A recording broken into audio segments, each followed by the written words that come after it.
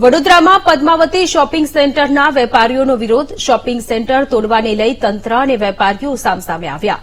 Corporation shopping centre તોડી heritage city square બનાવવા વિચારણા કરી રહ્યું છે. વેપારીઓએ દુકાનો બંધ રાખી તંત્ર સામે રોષ ઠાલવ્યો. વેપારીઓ દુકાનો ખાલી કરવા નથી તૈયાર. પહેલા વૈકલ્પિક જગ્યા ફાળવ્યા બાદ જ દુકાનો ખાલી કરવાની વાત વેપારીઓએ કરી. પદ્માવતી શોપિંગ સેન્ટર તૂટતા 230 વેપારીઓ રોડ પર આવી જશે. વેપારીઓએ ભાજપ કાર્યાલય ખાતે રજૂઆત કરી. ભાજપ કાર્યાલય પર વેપારીઓ અને ભાજપ હોદ્દેદારો વચ્ચે બેઠક મળી. કોર્પોરેશનના વિકાસના કામમાં વેપારીઓ રોડા બની રહ્યા હોવાનું તંત્રએ આક્ષેપ લગાવ્યો. વેપારીઓને કોર્પોરેશને 99 વર્ષના ભાડા પેટે દુકાનો આપી છે. વેપારીઓ હવે પોતાને દુકાનના માલિક સમજી બેઠા હોવાનો તંત્રનો આક્ષેપ છે. લગભગ અમારે અહીંયાથી તો 100 થી ઉપર વેપારીઓ છે, પણ 200 વેપારીઓ છે. લગભગ 200 વેપારીઓ છે, પણ અહીંયા 100-125 લોકો આવ્યા છે.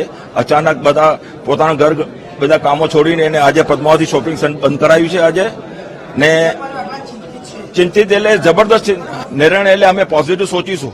આપણે પોઝિટિવ આવે, ભગવાનને પ્રાર્થના એ જ કરીએ કે આપણે પોઝિટિવ આવે. ના આવે તો પછી ચર્ચાનો વિષય થશે ને.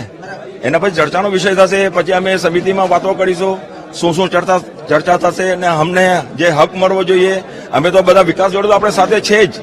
એમાં અમે તો કોઈ દિવસ બારુભાઈ શુક્લ જોડે પણ વાત થયેલી છે.